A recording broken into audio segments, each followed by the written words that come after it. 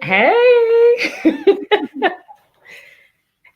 Hey, everybody. Welcome to the Meetup Talk Show, where we come on here normally on Thursdays. Tonight, we're on here live on a Friday night. Whoop, whoop to Friday night.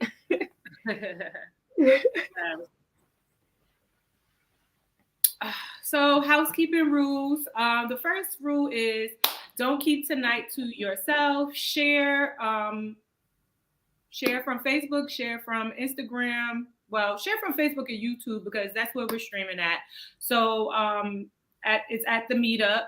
Number 2 is interact. Holla at us in the comments. We do talk back.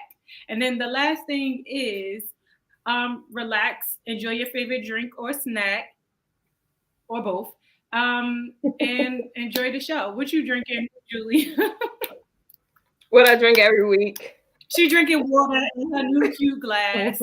That's ice water. That's what Julia drinks. I just got some Poland Spring today.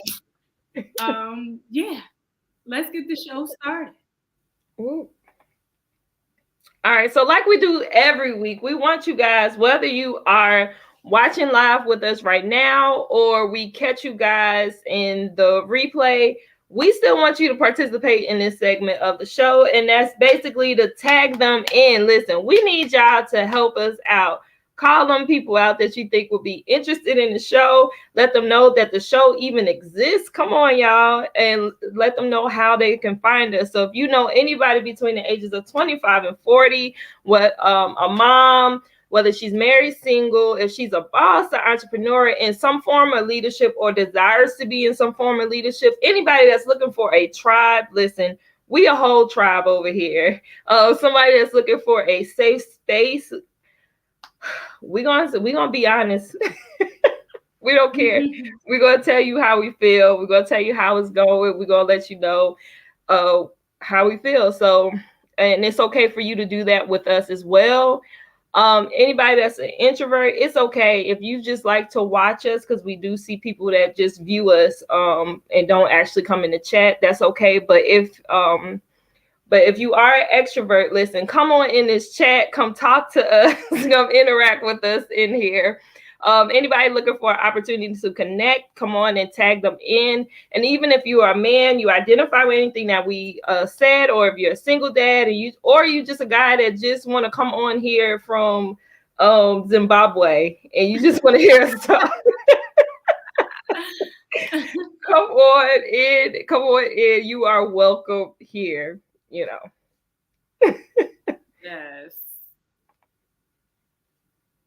Every week we check in on each other because check in on your strong friends. So we do have our guest for this week. Her name is Damaris, and but first we're going to check in, and we want to include her in on the check-in. So when we check in, we just want to see how you're doing, how your week's going, anything in particular that's bothering you that you might want to get off your chest.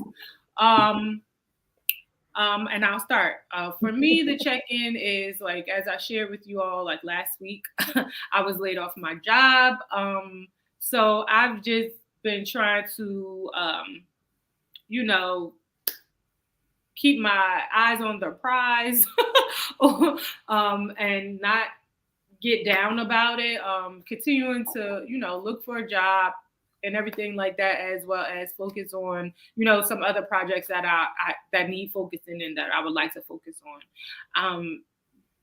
I'm not I've been in good spirits, but when you think about other things on the back end, okay, you happy you don't have to check in as far as a job. Sometimes I don't know.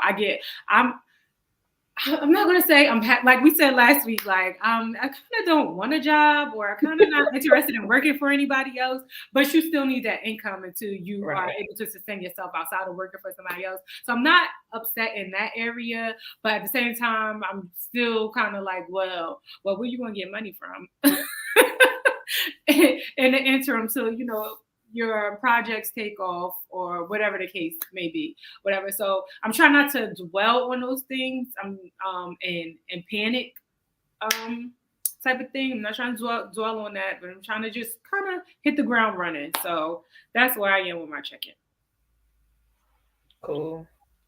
And I definitely identify with all those. I feel like when I had left my job in last year in August, I went through all the stages, I guess, of grief, if that makes sense. One day I'm excited, bye.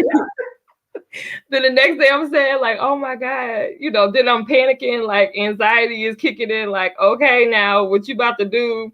Mm-hmm. Then I'm hard on myself because I feel like I'm not working enough. Mm-hmm. I literally can definitely identify with where you are right now.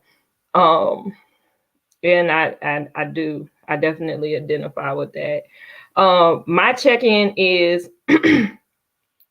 I'm officially the mother of a teenager.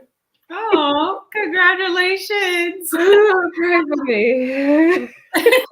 I just want to say congratulations. I mean, yes, cheers to another lap around the sun for your baby. But listen, good luck to you. Yes, my daughter officially turned 13 on Tuesday. And yeah, so I'm still trying to grasp that and grasp her in all of this newness. I was kind of getting a dose of it in preteen, so I just let the heat come. I don't know. I'm learning. I don't know. I'm just gonna. We here now. Ain't no turning back. Sis. That's all I can say.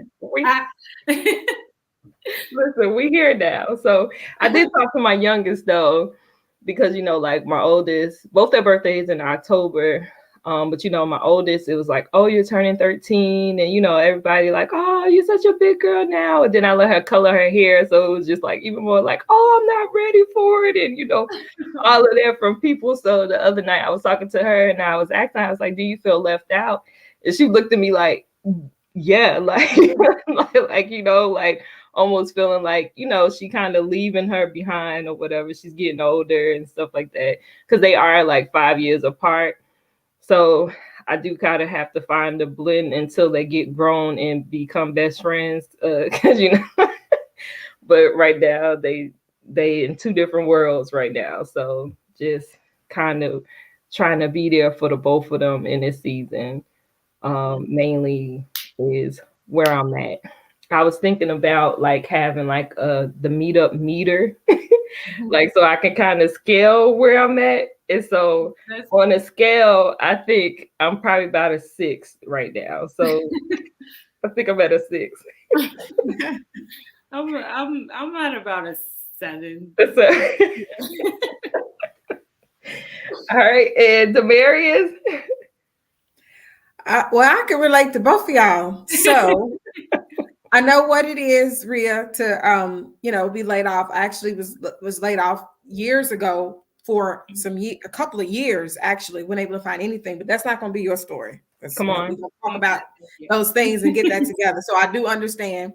And then, of course, Julia, definitely with the preteens and the age difference, they having mine are 4 years apart, and they were best friends, and then one hit, puberty and things, and then kind of left the other one behind. But I just let them have their space. And what I had to do was just carve out space with each of them instead of doing stuff together. They had to have like their space. Like, no, his friends, they're doing that because I don't really want you with that age level right now. And so, and then now they're cool, so. We'll see. So it gets better, is what I'm saying. It gets better. There'll be some of this though, the fights and all of that. They get real brutal. The space is important. It's to give them the space. All right, my check-in. This is kind of funny. I have a funny check-in. So my check-in was that I had went all day. What was this? Okay, so I'm on this I'm always on a fitness journey, but this is a different one. This is a different fitness journey because when I started, I'm like, okay, I'm getting ready to turn 40. I pretty much, had done everything. I big chop every 2 years. I color my hair. My nose is already pierced. So I was like, what you gonna do? And I was like, I just been reading about, how your body changes, how hormones change, and they've been changing. They've been doing all those things. And so I was like, what should I have been doing? And I was just reading about how you're supposed to, like women, it was like, oh, everybody's always trying to lose weight and everybody's trying to do cardio. It was like, that's where women are messing up. You shouldn't be doing all that. I was like, do tell. And it's like, we should be like strength training and lifting weights and just, do a little cardio. And so I started on that journey to see. I mean, I'm 40 now. I'm like, other stuff, it worked some, but it really didn't, right? So I'm like, I'm just gonna try it. So I started hitting the gym, like doing weights, like in July. I'm talking about weights. I'm not talking about, because they said that you need to, women, we need to do weights, you'll burn fat, blah, blah, blah, blah, blah. So I've been on that journey since July. So I've been July, August. I've been consistent too, 3 to 4 days. We love consistency. Right. Doing the little weights and stuff. And so I don't weigh myself. Like, I'm over that. I'm not trying to lose weight. I'm trying to be healthy, right? And strong. Because now that I'm getting older, I do want to be strong. And I feel strong now. And I can tell my body's changing. It's changing a little bit. But here's the thing, y'all. So I'm in the gym. I'm serious, right? I even got some little gloves. Come on, gloves. They hate on me all day about my gloves. They be like, oh, you ain't lifting no weights, little gloves. Take them gloves out, right? So I like to screenshot and show them pictures of me in my little pink gloves, right? Like I'm really lifting. Y'all, I'm still at 20 on the biceps. I'm still at 20 pounds. But hey, that's a start. I was at 5. So anyway, so I'm in the gym. That's a start. It's been progress. Right. It's some progress, 5 to 20. And I'm here. I go to put my hands in my pocket, y'all. Why are my pants on backwards? I kid you not. I'm in the public. The public. Like as public as you can get. You don't wear nothing loose in the gym because you be trying to be cute. And I think I'm getting a little thick a little bit. I think I'm getting a little thick, right? Because I've been exercising. And I didn't want to be thick that day. I'm telling you. And I had my pants on backwards. I'm like, how in the world? And I went through so that was funny. I mean, it wasn't funny then because I was real shamed.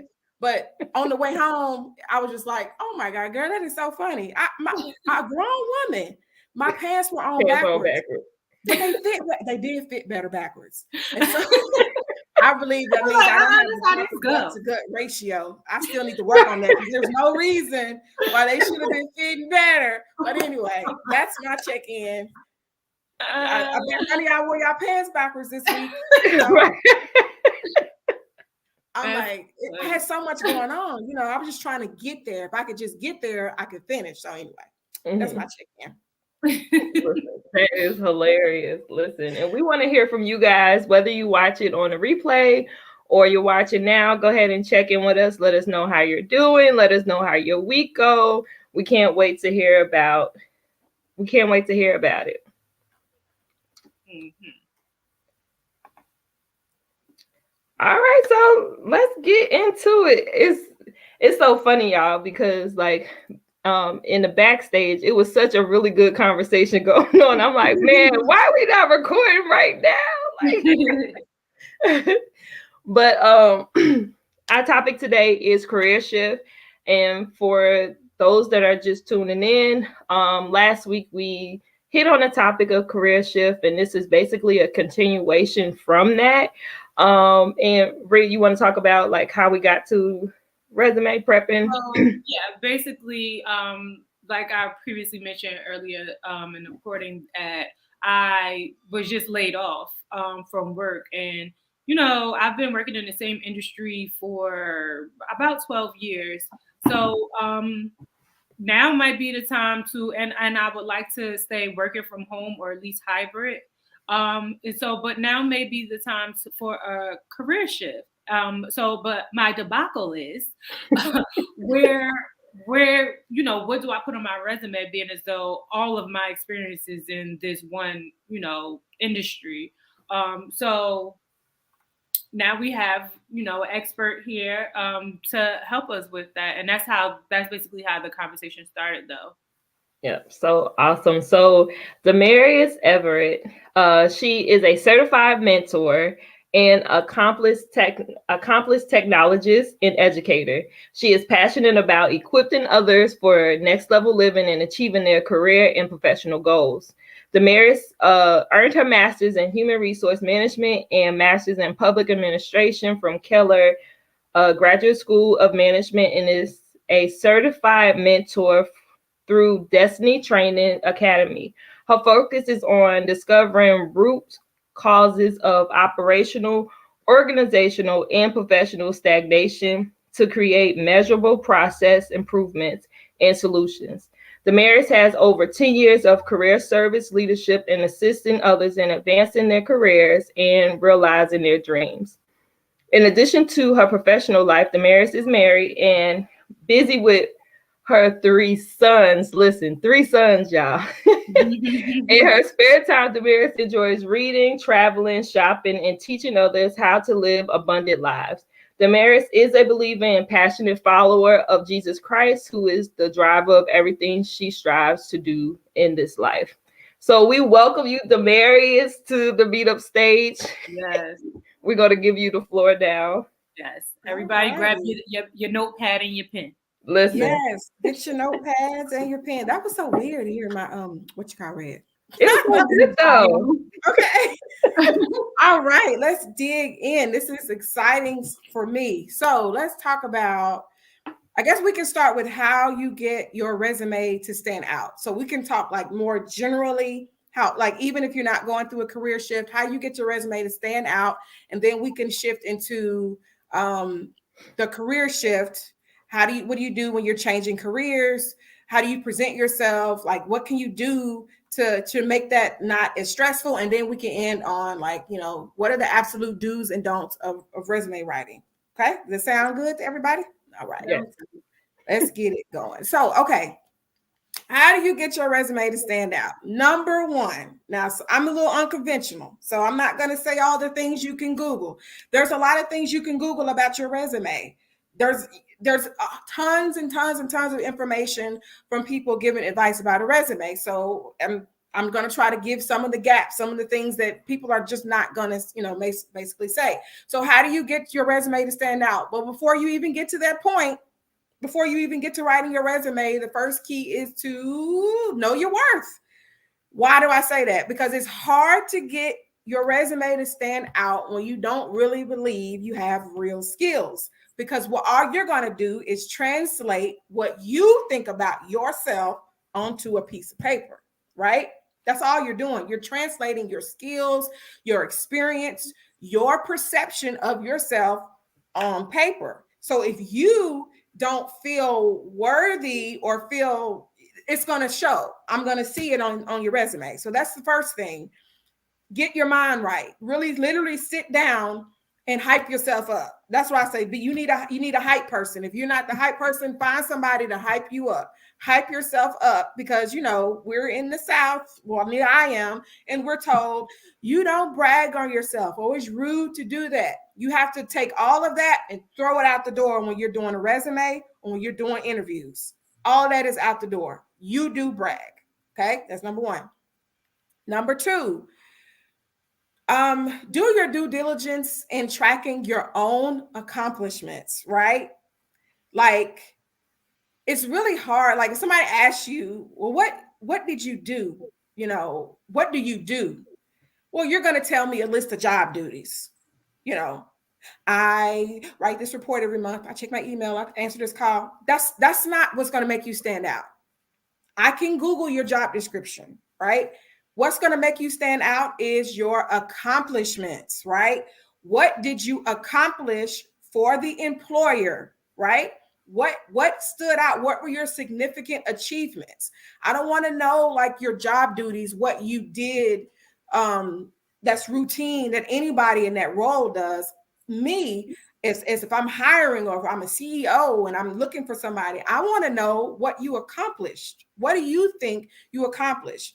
And so for those that are, if you are still working and if you're enjoying, where you are, always keep a trail of your accomplishments. At the end of each month, write down what you did, what you accomplished at that month. So, but when you start looking for a job or if something happens, you have a trail, like a track record of this is what I do. This is what I did. You can keep it. You can write it on paper. You can put it in a Word document. You can put it in Excel. Excel is good if you want to do that. Put it in little tabs, or you can put it in PowerPoint. But I encourage you to know your accomplishments. That's number two. Okay, because I'm a good resume writer is going to want to know your accomplishments. Okay. The third thing is advocate for yourself and find out like what you have provided that was used, right? For example, what it yielded. If I'm working on, let's just say I'm in sales, right? I'm in sales and part of my job is to make sure that people convert their accounts over, right? I want to make sure that the people that have a subscription, they keep their subscriptions and I sell more subscriptions, right? So I'm doing my job every day, but I need to check in with my boss. I'm going to check in with my boss to see, hey, did that yield y'all any extra money? If so, how much? One of the things I always come across when I'm trying to do a resume is quantifiable numbers. That's how you get your resume to stand out. I want to see numbers.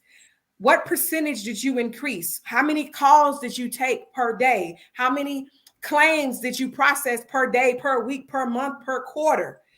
You want to quantify your results, and you can't do that if you don't check in and advocate for yourself and know, because bosses, sometimes they're going to tell you, sometimes they're not. So you have to stay up on that and say, hey, how did that merger go? Or how did that ended up working out? And they tell you, you're writing it down. Why? Because you helped with that. You helped to do that. So that means you have to follow up. You have to ask questions. You have to keep track of the calls. If I'm taking about this many a week, okay, I can estimate. That means I'm doing about this month, this many a quarter, etc. Quantifiable numbers help your resume to stand out. I increased customer service. I increased calls by X number. I decreased complaints by 5%. They don't have to be exact. They can be estimates, but you do want to have a ballpark number. That's what's going to make your resume stand out. And the last thing on that is your accomplishments. I mentioned it earlier. If you really want your resume to stand out, you are not going to be the millions of people that are putting down, listing their job duties, general job duties. Example. If I work, my general job duty that I have is I ensure strategies are aligned to the organization's strategic plan. Sounds good, doesn't it? There's a lot of people that do that, right? So if I want that to stand out, I'm going to translate that into practical terms. I have to think like the hirer, right? You want somebody who's going to solve your problem, who's going to solve the problem of the company. Well, if I'm working in strategy, I need somebody who can solve strategic problems, and I need to be able to see that from your resume. So instead of saying I ensure strategies are aligned to the organization's strategic plan, I'm going to tell you that I increase the use of digital signatures during the processing of complaints. Because that's now I'm tactical. Now I'm practical. Now, if you actually work in the industry and you're a hiring manager in that field, you know exactly what I can do for you. And that's one of your problems, so that I can solve that problem. I'm going to tell you that I'm not going to just tell you what I did. I'm going to tell you what it meant, right? So I'm going to tell you the impact of what I did. So if I created a capacity strategy, because I'm in strategy industry. So, okay. So instead of just saying created and delivered a capacity strategy.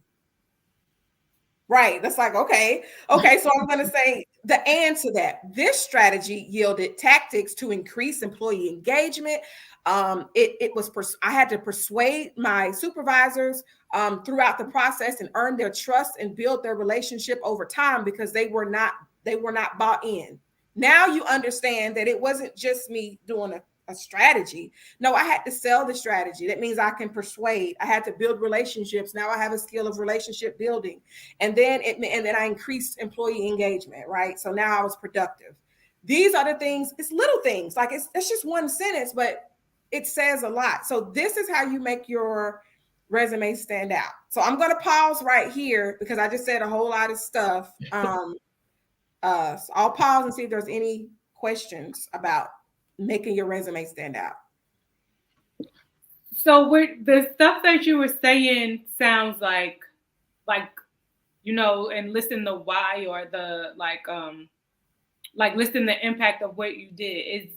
Will it become like wordy? You know how like resumes sometimes are like quick, like something that's readable like quickly, like with the things that you were saying sound like it might get a little bit like wordy. I don't know.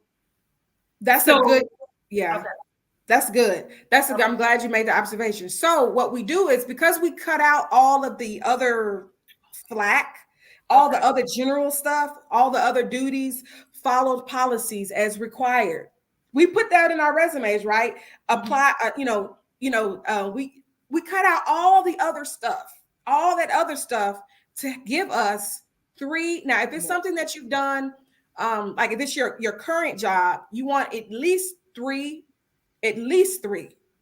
good bullets, right? And 3, that's, if you hadn't been doing it in a while, 3 good bullets, right?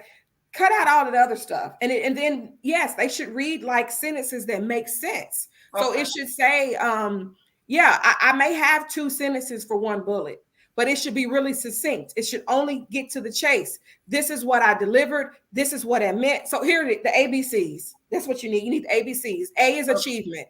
What major success did you accomplish? I achieved a capacity strategy. I delivered a capacity strategy. B is the benefit to the company. It allowed the company to, grow their income, to increase their income by 10%. C, why is that important? It's important because they were non-compliant. And so now it's really not that long. I'm succinct. I got my ABCs. You do your ABCs for each employer, 3 to 5 bullets for your most recent, and maybe 2 bullets for anything that's, a little older. You're set. Okay. You're set. I like that.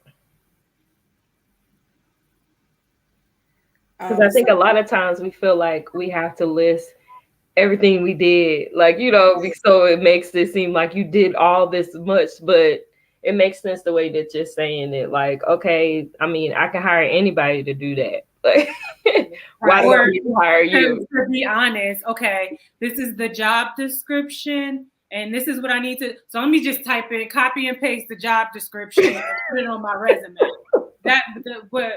Cutting all that part out and saying this is what I did, how I did. This is what I bring to the table. Yeah. I'm bringing the table to the table here. Right. Right. And you brought up a good thing about the job description. Like what you use that for, you would take out like keywords. You were only like, the keywords. A job description is going to give you key indicators of what's really important. And you'll know that because they'll mention the same thing or the same word multiple times. So if you see the same word multiple times, then that's a word that you do want to pull over to your resume. But if it's just saying something that follows instructions, follows requirements, you don't need that. It's given. You're a professional. You don't need to put that in there at all. But those keywords, I would embed that into my already written accomplishments. So I would write out my accomplishments first. Then I would go to the job description, find what those keywords are for your industry that you want to go into, right? So you were mentioning that you are in insurance. Now you was in insurance. So let's just say if you were going into another insurance, like you would know all the keywords, right? The industry jargon. But if you're going into tech, let's just say you want to go into the tech field now. A lot of people, I'm in tech. I don't have any real training in tech. So if I'm going over to that industry, I'm going to go over and look at the job description and take some of the tech jargon that I can still use, because a lot of it is transferable, right? I can still say that I facilitated. I can still say that I can still use the word data. I can still use the word extract. I mean, you take those keywords and you put them in your resume and make them work for you in the way that you use them, in the way that your skills are portable, right? So that means that your skills, that means that the job you do is not who you are. It's just something that you do. Is not who you are. So that means you can take those same skills and make them come to life somewhere else. So I am a facilitator, right? I'm a good public speaker. Okay, that means that when I stop doing this job, I can still take those same skills and be a teacher or, do something else. So you have to just know that, those skills are portable and just move them. Now you're just moving them. You're picking them up and just moving them somewhere else. That's how you think about it. Okay. So how long, because Rhea had mentioned about how long is a resume supposed to be? I don't like giving, because everybody has a different story, right? That's everybody true. Has a different past. Some people have been, it's not, been in the same field for 20, 25 years. They're not going to have a 1-2 page resume. Right. Some people. So honestly, I don't have a limit, and I think if you take off unnecessary things, which means you take off, you don't need to have 10, 15 bullets for one job unless they're all accomplishments. And that's very possible that you can have. I think I have 10 accomplishments, or at least on my current job.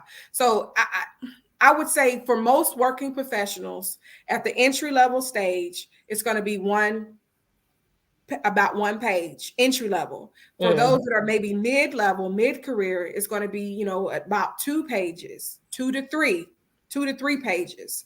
And then if you've worked, if you have, a long history, if you're an executive, or if you have management, or you have, like on my resume, I actually have quotes that people have said, that my managers and bosses have said about me. So, I want them to see that. So that makes my resume a little longer.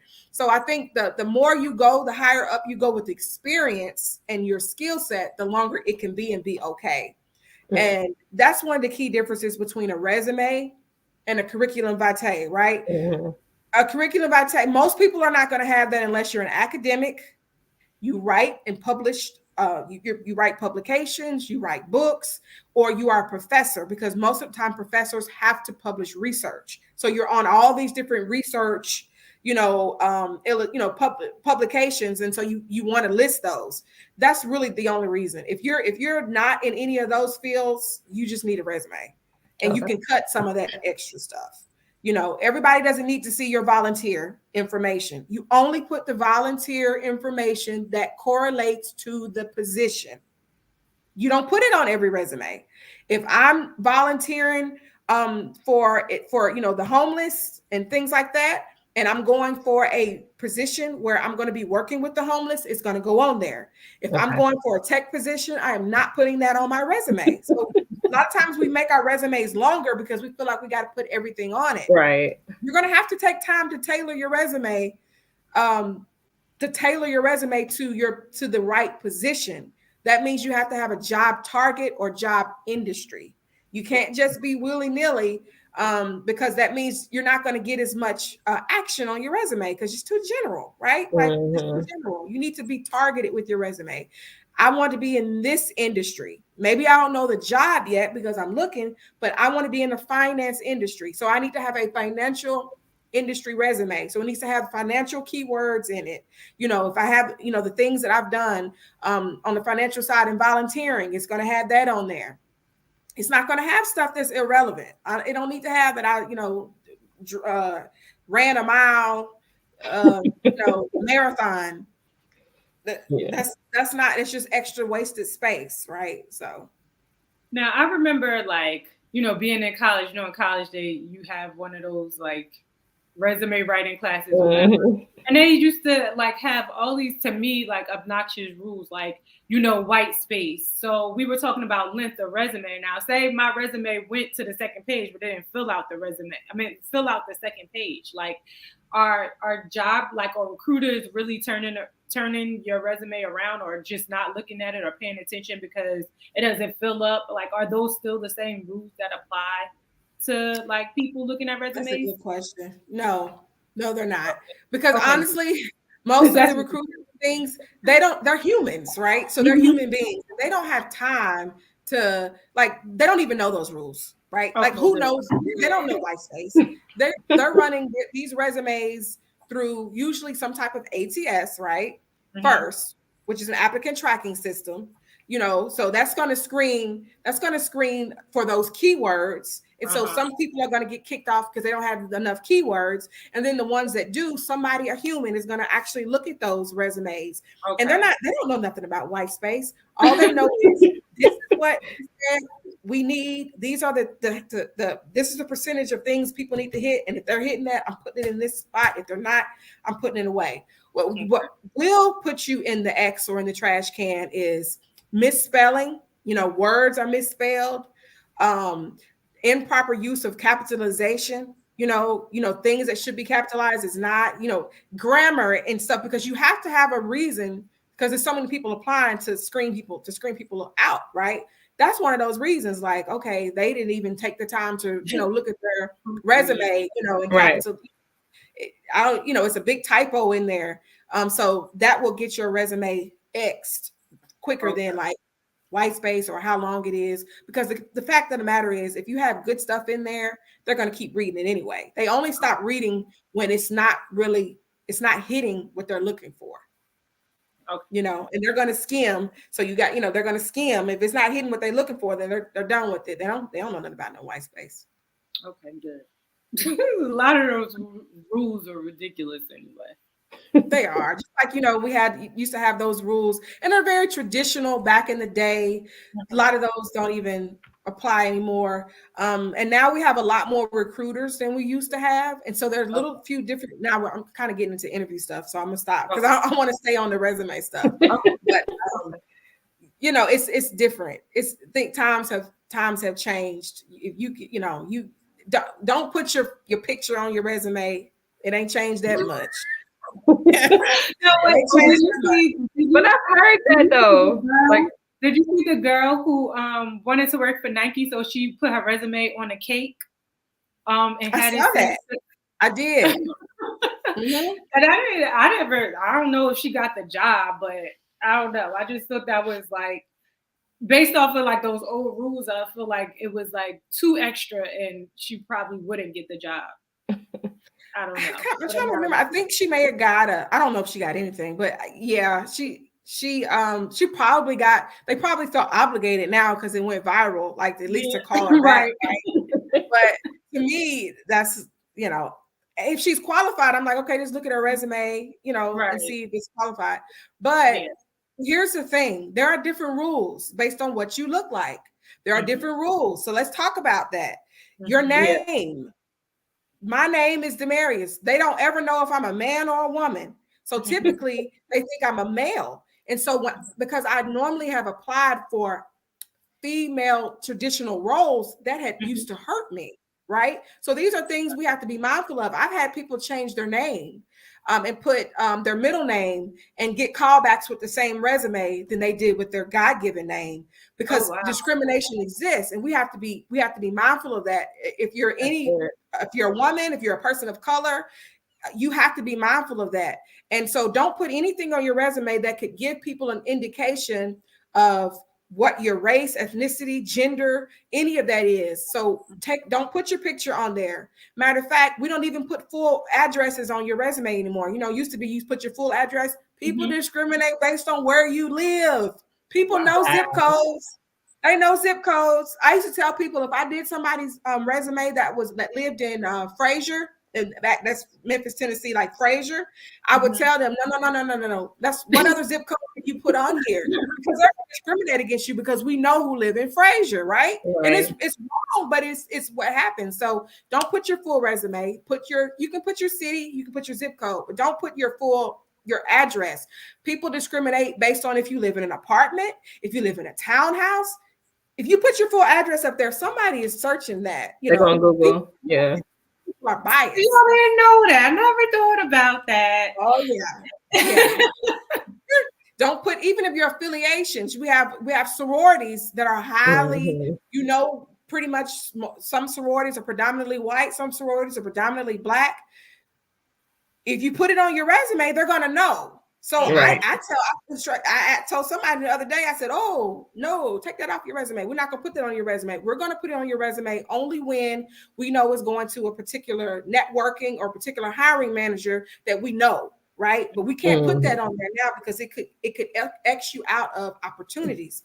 So these are things, that you just, we do, if you volunteer work. Some people volunteer at different places. They volunteer for, LGBTQ and all of that stuff. And I'm like, be mindful of that, when you're applying for jobs, because people are biased, right? People are biased. And so what just like what I used to do back in the day, I would, come to the interview with my hair straightened.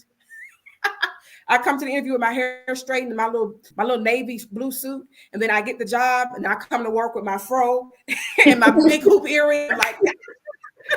But you just have to be wise when it comes to things like that. But unfortunately, it's something that we have to think about.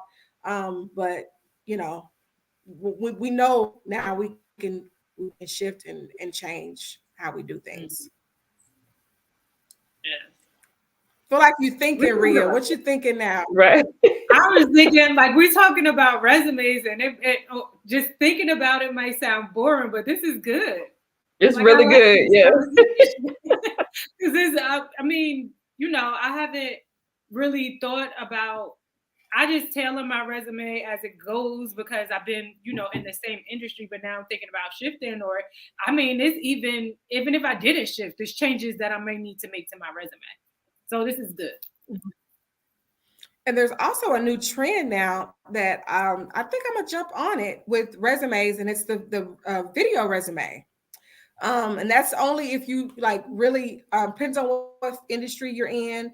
Sometimes you can, if you're in a position where you're going to be doing a lot of talking, a lot of relationship building, you need people to know that you're persuasive, that you're influential, that you can carry your own, that you're very confident. I've seen really, really, really good video resumes because sometimes you just can't convey in words, and sometimes people see you and they connect with you, they're sold, so that's another thing. I think that's going to increase a little more. Now I'm still looking to see, I still don't know, again, it's probably going to be a disproportionate depending on what fields we're in, depending on what fields you're in. That's why I said I only would recommend that if, again, you pretty much know, the group, or you have somebody, that referred you or something like that, then I would do it then. Or if you were asked to, a lot of times they ask you to do a presentation.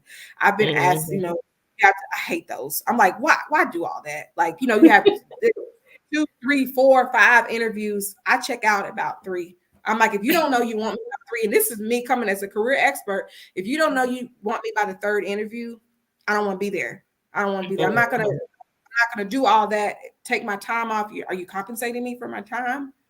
And that's just for me.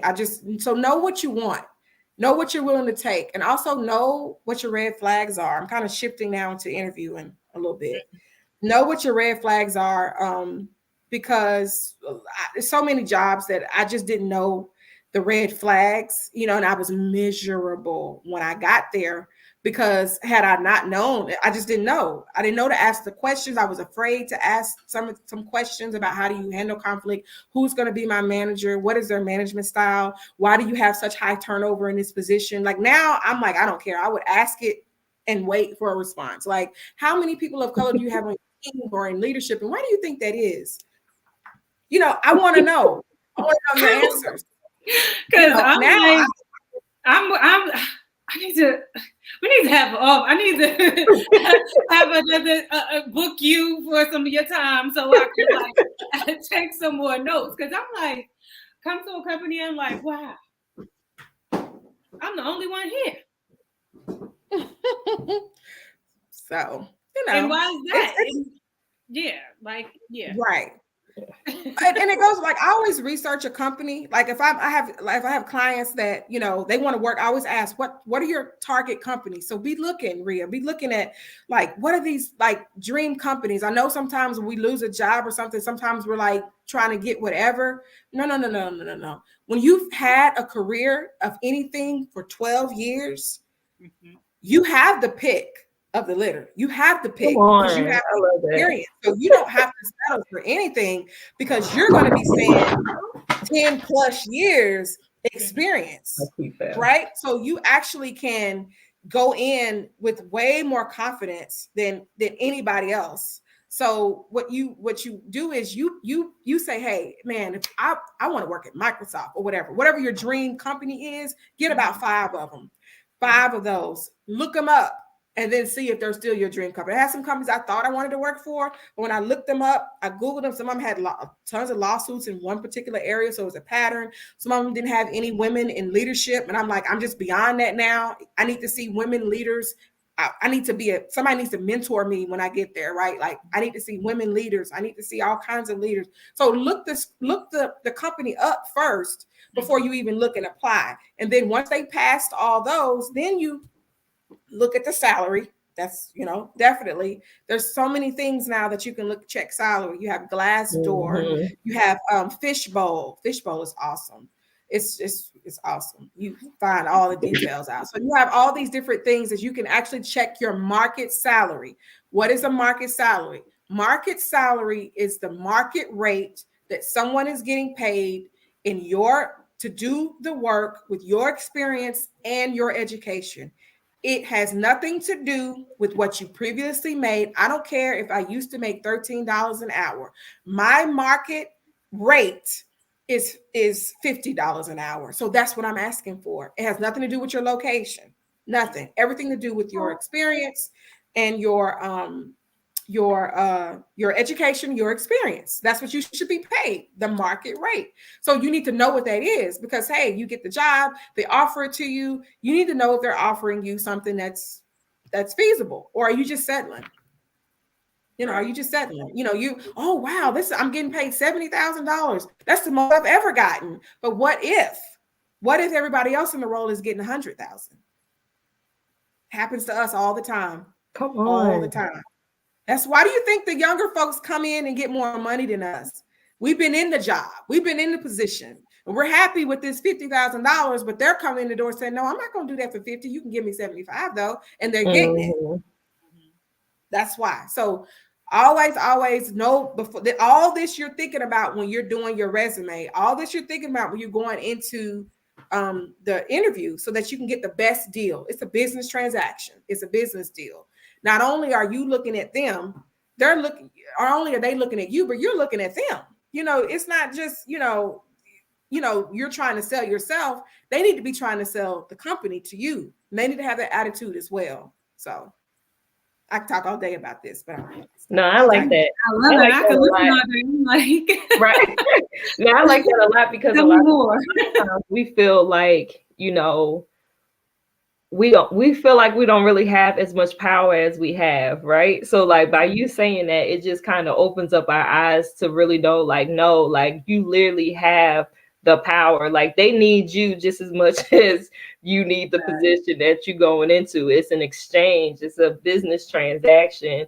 And really, I think starting with when you started off with really knowing like what your worth is. Absolutely. Like that kind of just changed the whole trajectory of how we look at resumes and all of that. Like, this is who I am. This is what I'm bringing to here. I'm an asset, besides just saying I'm an asset on the radio, on a resume. Like, no, right. For real, I'm an asset. Like, this is what I can bring to your company. And just not being able and coming to the table with those questions because of the fact that it is important, because we know we've had these conversations on the show and stuff like that about jobs and how horrible jobs are, or certain jobs that we have. And it's mainly because we go into it thinking like, we just won. We won the prize, but we are the prize. Like, Oh, that's good. Yeah. I mean, I've learned this from I've gone through it. Like what I'm saying, everything I'm saying, I have trial and error and put this stuff into practice. I have stories where I sat, and everybody else was getting paid $30,000, $40,000 more than me. I'm talking more than me. And I didn't know it, but I'm over and outperforming everybody. But because I had settled, because I thought that, well, at least I have a job. And then when I found out, then I was hurt. Listen, I was hurt. And then I've also been in situations with a bit more confidence where I was like, you know what? I had look, I'm not going to do that anymore, because these are all leadership roles. Like I'm doing all this and all this. I'm basically running a team, and I'm not a boss or a leader. So I'm gonna stop doing that. I'm gonna stop running. I'm gonna stop doing all of that. You can put somebody else in that role though. I'm cool with that. And I forced them to be able to say, well, can nobody else do what you're doing? Then I was like, well, then pay me. Right. And it works. Of course, I wasn't talking like with my right. slang like that. Right. I went in there very professional and I used the right words. Well, if you cannot assist me, if I'm doing X, Y, and Z, if you don't have anyone else on the team that can perform at this level, then you need to pay me. And it worked. So we just got to use, like you said, we just got to own our power and use our power. And that's really what it is. That's really what it is. We just have to, and then practice, let somebody else look at the resume. Let somebody else look at it and see if, not like tell the truth. Like, no, this isn't you. You do way more than that. Like you're not really, it doesn't embody the skills that I know that you have. Try it again. I have a question. Cover letters. Worse. Are we still doing those? Now, it depends on the company, right? Like I'm not doing, I don't do a cover letter unless the company requires it. Okay. Typically, depending on what type of position you're going for, some of them do, some of them don't. And then the cover letter, I would be glad when companies are getting further away from it. But there's still some that just do. And one of the reasons why they do it is because it's a screener. A lot of folks like me exit the process if they're gonna have to do a cover letter. Like I write cover letter. I can do a cover letter in my sleep. I'm just like, I'm not doing that. But it just depends. So it's a good screener. So if it's a position that you really, really want, do the cover letter. And the cover letter should not be general. It should not be general. It should be your elevator pitch. If you had that person in the elevator, what would you say to them? If you had their time for the few seconds that you go up and down an elevator, what would you say? That's what's the snapshot. That's what should be on your cover letter. It shouldn't be long. It shouldn't be, if you like my resume, I have good leadership skills.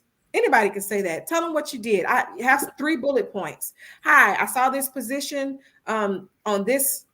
I saw this position on this website, don't say, I think I'm a good fit. I know I'm a good fit. This is why. Put 3 bullet points of why you know you're a good fit. Your closure is, I can't wait to hear from you. I can't wait to talk with you. Here's my contact information. Best regards. That's confidence. It's short. Is anybody gonna read a long cover letter? And it's to the point and it's no fluff. You know, that's how I do cover letters. And then most of the time, they're gonna call you back because they're gonna be like, okay, because everybody else is trying to, smooge and say, I have good leadership skills and all this general stuff. I don't want to hear that. Anybody can say that. Tell me something that that's unique to you. Tell me something unique to you. And show some personality. People, it's okay to show personality. I was just thinking that. I'm like, it's really about, when it comes to resume and your cover letter and all of that, it's really like giving your personality, basically. Mm-hmm. Yeah. So your personality. I did one yesterday, and she has her own like logo statement, something she says. It's a statement that she says. And I'm like, okay, we're gonna put this on your resume because nobody else is doing that, right? Like nobody comes to their resume with their own slogan. I'm like, oh, I might steal not her slogan, but the idea, how bad is that? Like, I'm coming to the resume. This is my slogan. Bump your company slogan. I don't even know what y'all values are, but right. So I really like that, and it really, it was really short. So I'm like, I like that. That says confidence. It kind of gives me an idea of who she is, what she values. Yeah, that's cool. I love it. Listen. This is awesome. I mean, I'm sitting.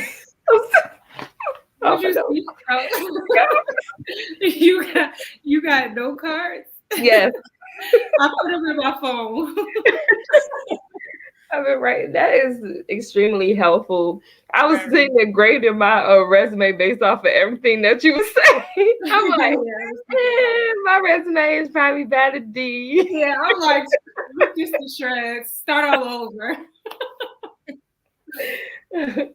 But that's extremely helpful, I think, and especially because we are in a day and a time that so many people are shifting careers, and just like Rhea said, like when she was mentioning back in college, like we've all had those classes, right? And it's so many skills that we feel like, or certain things that we've heard over the years that we have to keep doing and all of that. And so you pretty much just like broke some curses today.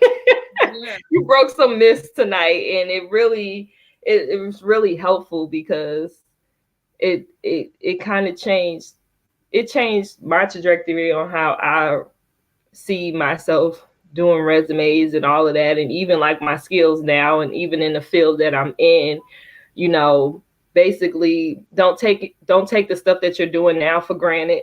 Even in your wherever you are, making sure that you're able to literally list what you're doing and don't like downplay what you're doing. But if you are going over and beyond, if you are doing those things, like, no, these are the things you actually keeping notes on yourself, so that way when the times come to move on or wherever you need, you have a bulk of things that you can really bring to any other table that you're going to be at moving forward. Right. I mean, I was unemployed for 2 whole years, and I was at home, with the kids, unemployed. So I'm like, okay, what am I going to put on this resume? Like, what am I going to say?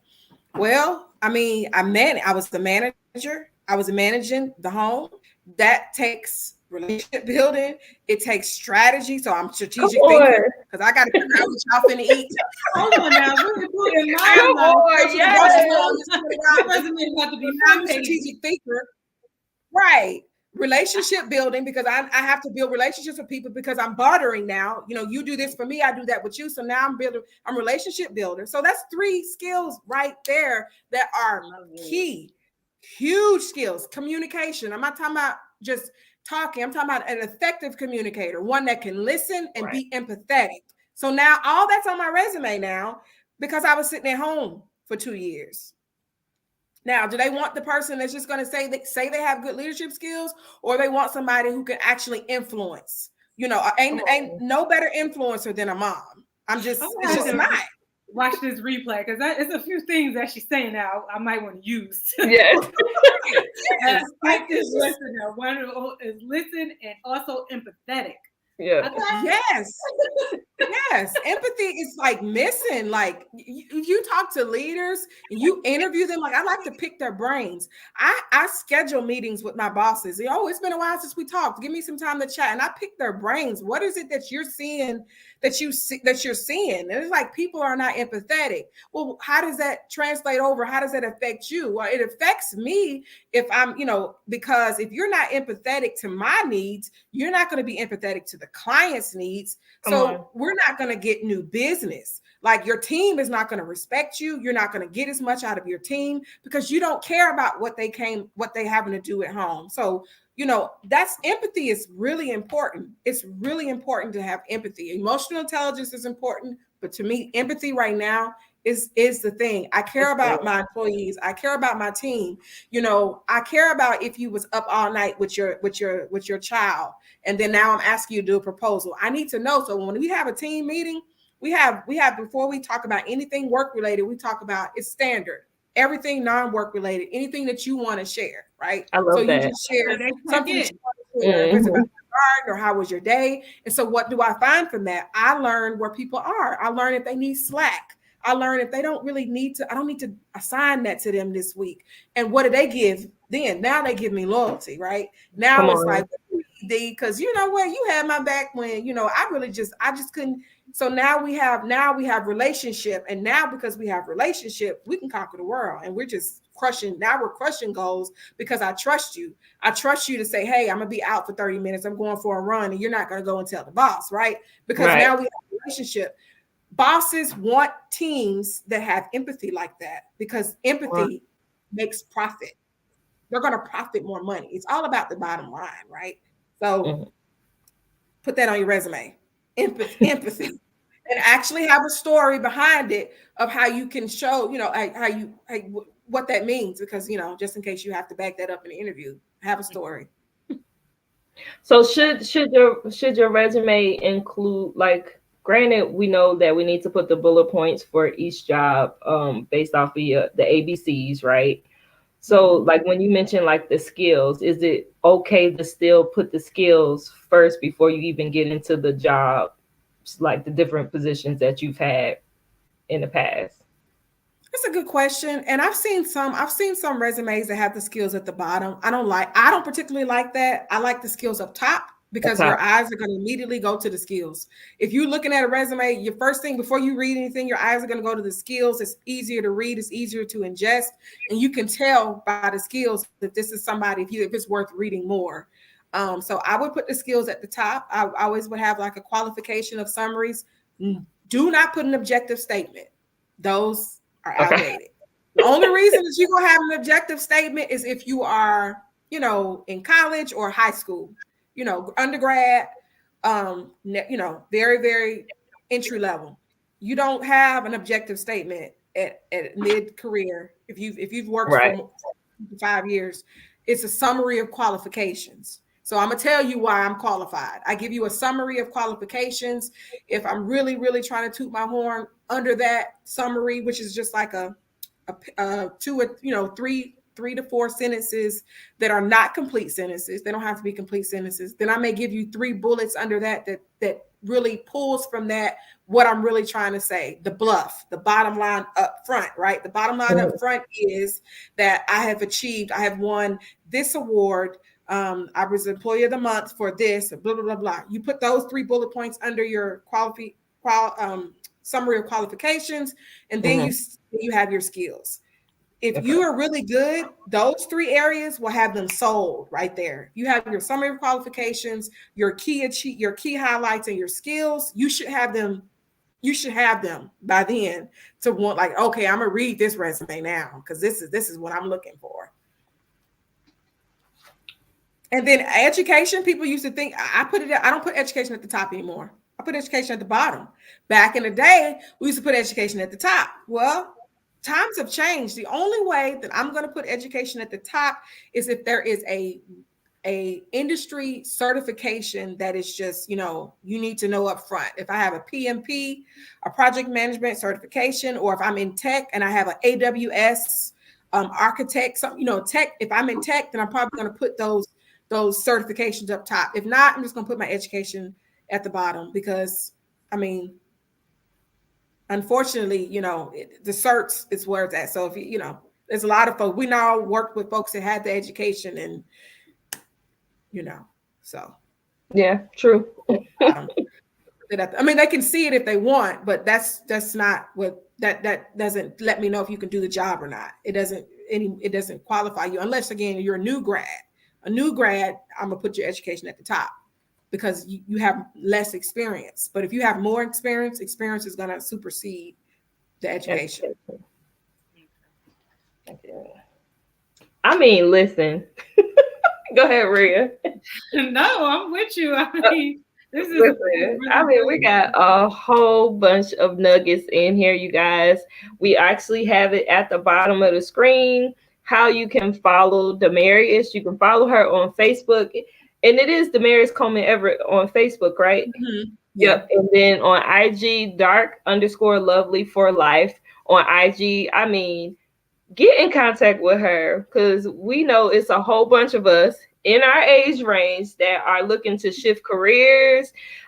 Even if you, I mean, because I was thinking, even as an entrepreneur, you still should have some form of a resume as well, like just because you bringing in clients, right? So it's like that's going to be important too. So like I think it's important for y'all to get in contact with the Bears. And the side hustles too. Like look, Julia knows I always have 2 or 3 things I'm doing. Always. Yes. Because I don't put all my eggs in the basket, because I've learned when the grant funding ended and I got laid off and I had nothing else to fall back on. So I always have something on the side. You know, I have, you know, this little contract money, I'm doing this over here, and then I'm doing that over. And I'm not just doing anything, but I'm actually optimizing one of the skills that I have, right? So this, we're talking about, this was my side job, right? I was doing folks, you know, resumes and stuff 10, 15 years ago when I lost my job. That's what I did. And to sustain me, to, you know, hey, give me $50 and I do your resume, because that was a skill that I had. So what is the skill that you have? You know, you do hair, because you used to braid my hair all the time. Kept me real. You do hair, like whatever skill that you have, it can be monetized. I am a proponent of monetizing your skills, whatever it is. Monetize it. You know, monetize it. You know, don't just depend on one way of income, multiple streams. Listen, I'm still trying to get my 7 solid streams down. Listen, but yeah, this was good. This is super helpful. Yes. I don't want to let you go. I'm just trying to listen. The awkward silence. I'm like, right. I was just I don't want to let you go. So I mean, I'm getting wound up. Now I'm thinking entrepreneurial. I'm thinking about, in the meantime, you're looking for jobs. There are things that you can do, you know, while you're looking. I DoorDashed. When I tell you I was making $200 a day DoorDashing. I didn't need to DoorDash, but I mean, I like money. So I was just, you know, DoorDashing. You know, like I like, you know, keep my nails done and like extra stuff, you know, all that stuff. So I said I was going to try it. And so, you know, I tell people, you know, hey, I DoorDash, which means I delivered. Like I'm not Ubering, because people are crazy, right? But I delivered, you know, I delivered food, and I was like, my son could do this and make some money. And then, you know, whatever, there's things you can do. You can, you know, deliver food. You can do you know, like I said, hair. You can be somebody's assistant. You know, virtual assistant is a big business. Big business. Holla at your girl. You look at that. It's big business. Like, who wants to do that? Like, I'm assistant, like, because of real estate and how, you know, I'm literally brand spanking new in real estate, right? So on top of what I'm working on now, I can't really talk about. But outside of that, like, that's how I pretty much got on. Like my broker, I heard him on the phone one day, like, man, I really need an assistant. Oh, say less. I could assist you. Like, let me help you out. Let me be your assistant, you know. And so it just goes from there. Like that actually is a skill that I have, you know. And so it's like, okay, that's one way of doing it. Then also just help working with the apartment complex right now. So I do that too on the weekends. But yeah, I do the assistance, and then they give me an opportunity to stay in. And I'm his assistant, and I'm a receptionist for the brokerage as well. So it's like two different forms of income that I'm generating on top of doing my real estate and getting all that stuff off the ground. You gotta be innovative. Let's be innovative. Yep. Like there's things now you can read. Like there's sites that they pay you to read, right? They want you to read articles. They pay you to do that. You want to be a narrator. If you like to talk, I like to talk, but not like to people all the time. But so if you like to talk, you can narrate. They'll pay, you know, if you want to do an hour, you can read books. They'll pay you to read books with your voice. All you need is a little mic. Look, I got this little mic. This little mic is from $5 and below. It's not even expensive.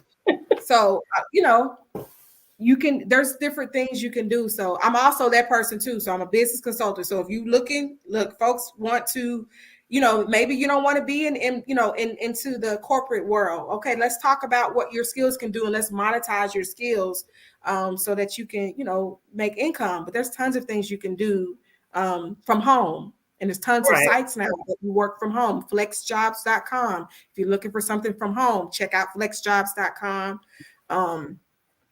That's mostly exclusively work from home positions, non-phone. If you want non-phone work from home positions, they're available.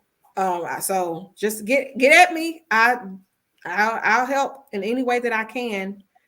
This is what I do. I love doing it. Like I tell myself, okay, you didn't lose your job for no reason. Like this is the reason why you didn't have a job for 2 years and you was crying and didn't understand with 2 master's degrees why I couldn't get hired. This is why right here. And so I don't regret that. I don't regret that because I've been there. Everything I'm talking about, I had to do every time, every raise and promotion that I've gotten. It's because I had to put these things into practice. So we can do it. Awesome. Yes. I love it. Like stop limiting. I have to go, y'all, because it's okay. I gotta go so I can say I saw him on the field. No, you're perfectly fine. We appreciate you for coming out with us on today. Listen, we're excited to have you on today. We have to go too because we're past our time as well. Oh, I'm sorry. Yeah, we're 15 minutes past our time. Follow us on Facebook, Instagram, and YouTube at ItstheMeetup. All right. And so one of the things we end the show with is our virtual cheers. And basically we want to celebrate with you guys every week. So we just want to celebrate. If you have any accomplishments, put it in the comments below. We are excited for you. Peggy, she said that this was super informational and she wants a resume herself. She needs to update her resume also. So we're super excited for that. We cheer you on for that. We thank the Marriotts for coming out tonight. We are so thankful for her, and everything that she has given us is super helpful.